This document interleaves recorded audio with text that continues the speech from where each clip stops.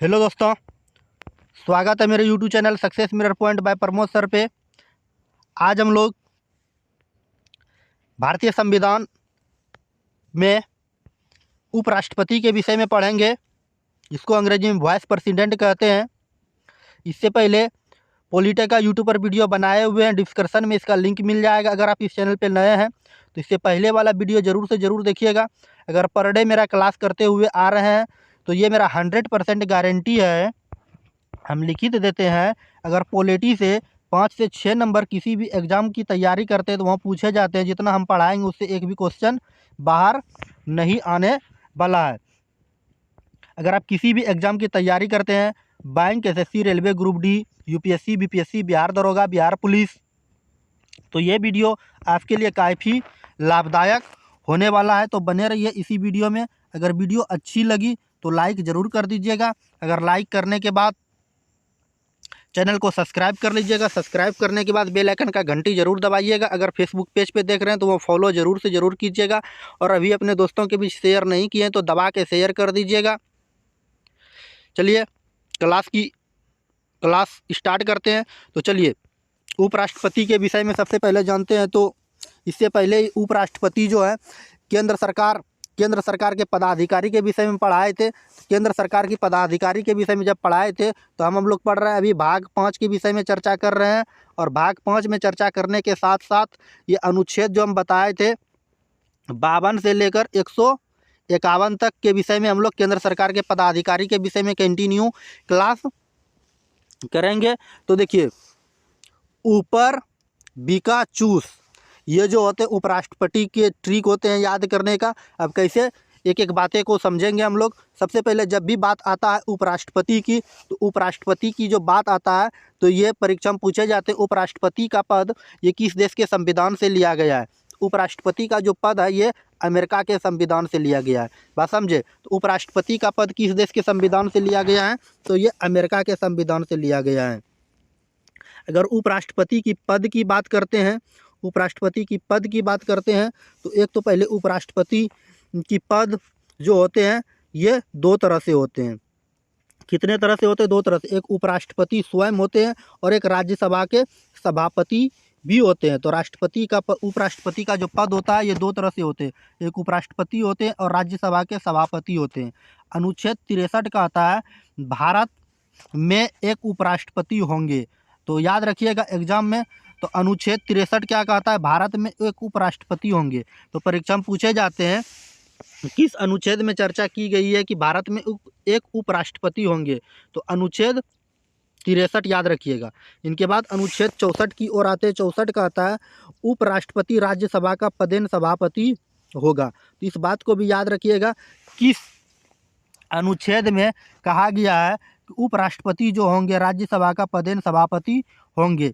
सभापति राज्यसभा का सदस्य नहीं होता है और ना ही लोकसभा का सदस्य होता है। सभापति जो होते हैं ये राज्यसभा का सदस्य नहीं होता है और ना ही लोकसभा का सदस्य होता है।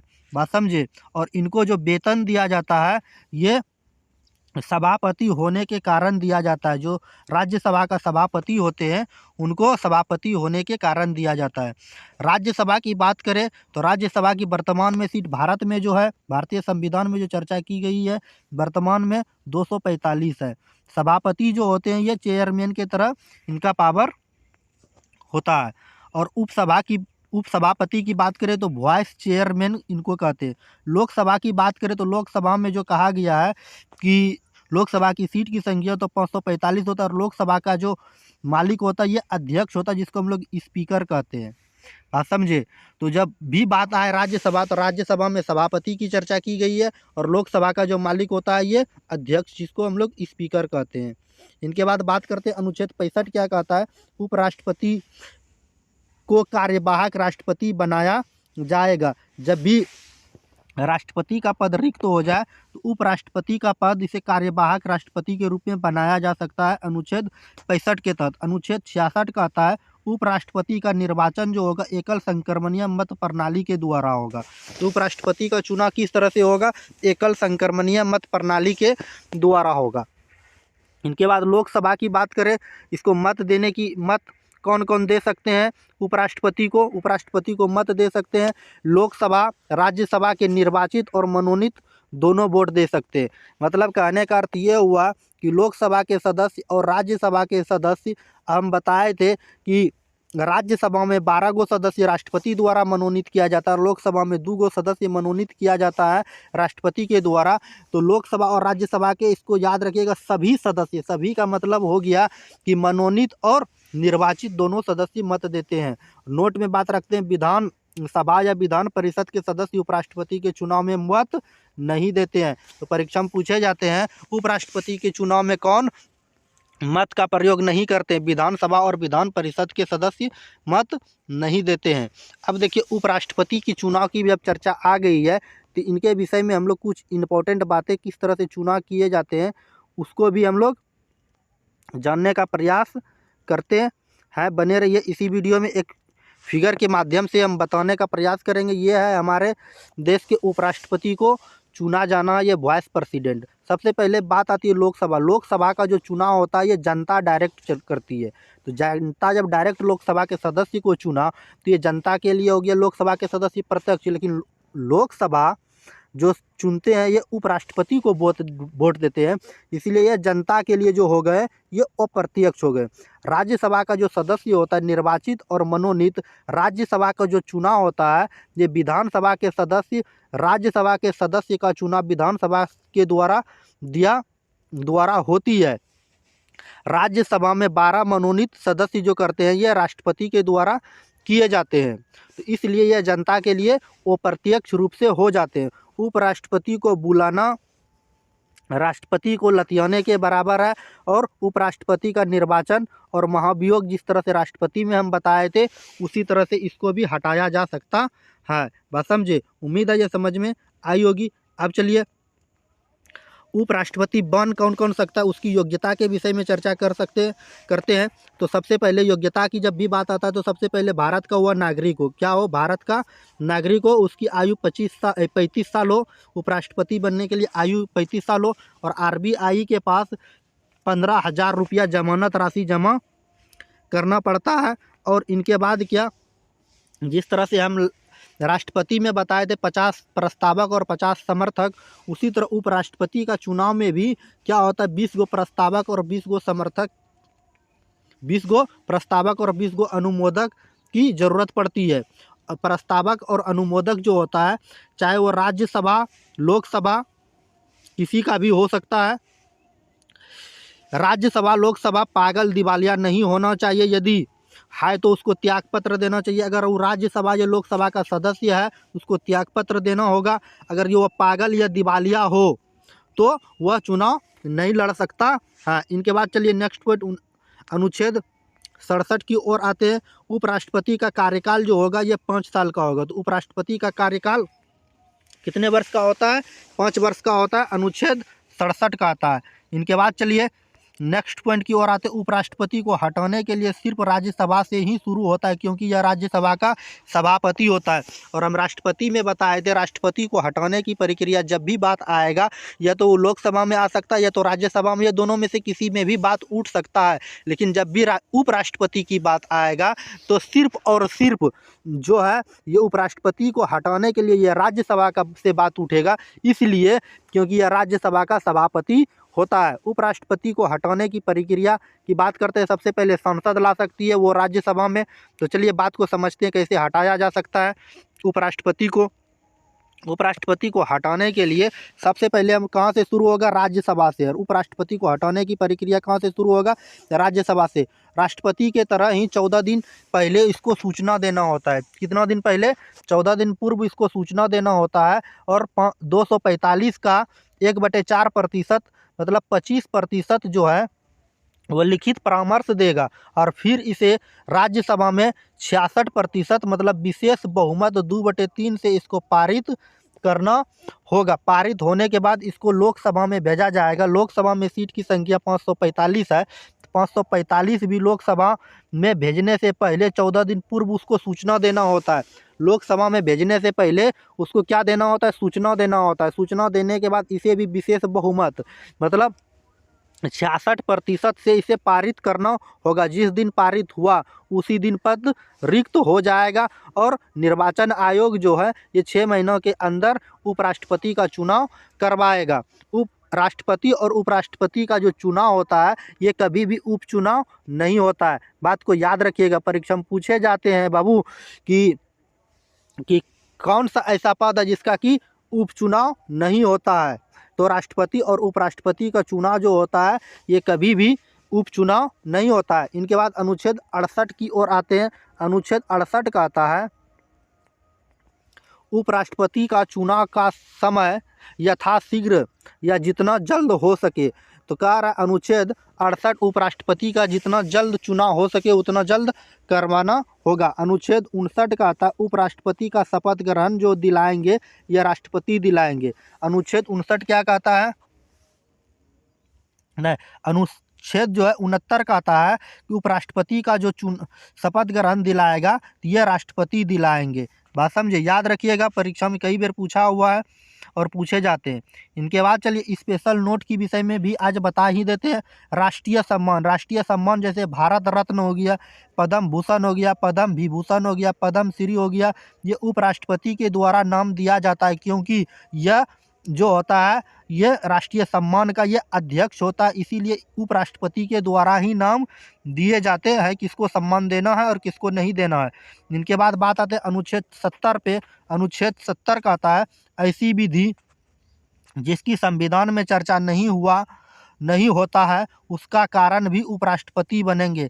ऐसा विधि जिसका संविधान में चर्चा नहीं किया गया है तो अनुच्छेद 70 के तहत वह काम उपराष्ट्रपति से ही करवाए जाते हैं। इनके बाद अनुच्छेद 71 पे आते हैं। अनुच्छेद 71 का आता है उपराष्ट्रपति एवं राष्ट्रपति के चुनाव के विवाद की जांच सुप्रीम कोर्ट करेगा। अनुच्छेद 71 क्या कहता है कि उपराष्ट्रपति और राष्ट्रपति के चुनाव का विवाद का जांच सुप्रीम कोर्ट करेगा और इसका फैसला जो है ये अंतिम रूप से होगा। अनुच्छेद 72 का आता है क्षमादान। क्षमादान के विषय में बहुत अच्छी तरह से हम बताए थे। क्षमादान कितने प्रकार के होते हैं आप कमेंट में इसका आंसर जरूर से जरूर लिखिएगा। इनके बाद अनुच्छेद 73 की बात करते हैं। अनुच्छेद 73 क्या कहता है, संघ की कार्यपालिका का विस्तार राष्ट्रपति करेगा।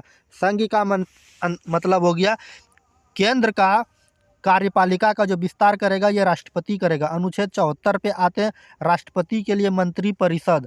राष्ट्रपति के लिए एक मंत्री परिषद होगा जिसका अध्यक्ष जो होगा ये प्रधानमंत्री होगा। जिसका अध्यक्ष कौन होगा, प्रधानमंत्री होगा। इनके बाद अनुच्छेद 75 पे आते हैं। अनुच्छेद 75 की बात करते हैं तो अन्य मंत्रियों की नियुक्ति। अनुच्छेद 75 का आता है अन्य मंत्रियों की नियुक्ति। मंत्री की जो नियुक्ति होगा यह राष्ट्रपति करेगा लेकिन प्रधानमंत्री के सलाह पर करेगा। 6 महीना पद पर बिना किसी भी सदस्य का मंत्री बन सकता है। कोई भी व्यक्ति जो होते हैं वह बिना भी किसी भी चीज़ का सदस्य नहीं हो। किसी भी का मतलब हुआ ना ही लोकसभा का, ना ही राज्यसभा का, ना ही विधानसभा का, ना ही विधान परिषद का, वो किसी भी चीज़ का सदस्य नहीं हो तो वह 6 महीनों तक उस पद पर रह सकते हैं। इनके बाद चलिए नोट की बात करते हैं। लॉर्ड कैनिंग ने पोर्टफोलियो विभागीय प्रणाली लाया था। तो परीक्षा में पूछे जाते हैं विभागीय प्रणाली किसने लाया था, तो लॉर्ड कैनिंग ने लाया था। इनके बाद मंत्री परिषद का बात करते हैं। मंत्री परिषद का जो अध्यक्ष होता है ये प्रधानमंत्री होता है। इनके बाद चलिए मंत्री की बात करते हैं। मंत्री कितने प्रकार के होते हैं, तो एक जो मंत्री होते हैं कैबिनेट मंत्री होता है। कैबिनेट मंत्री जिसको हम लोग मालिक कहते हैं ये अपने विभाग का सुपरमैन होता है, सुपीरियर होता है। इनके बाद होता है राज्य मंत्री।